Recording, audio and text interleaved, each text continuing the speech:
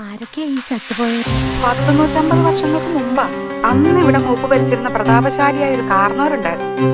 ആ കാർന്നവര് തഞ്ചാവൂരിൽ നിന്നങ്ങാണ്ട് ഒരു നൃത്തക്കാരിയെ മേടമേ കൊണ്ടുവന്ന് താമസിച്ചു.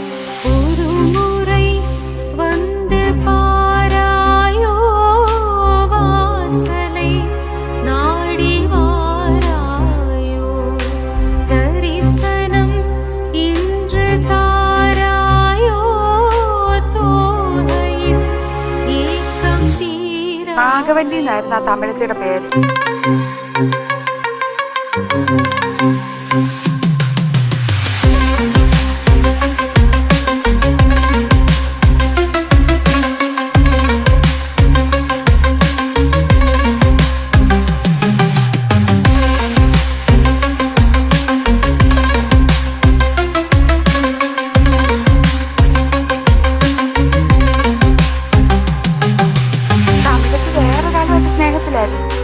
രാമനാഥന്റെ പേരുള്ള ഒരു നൃത്തക്കാരനുമായി.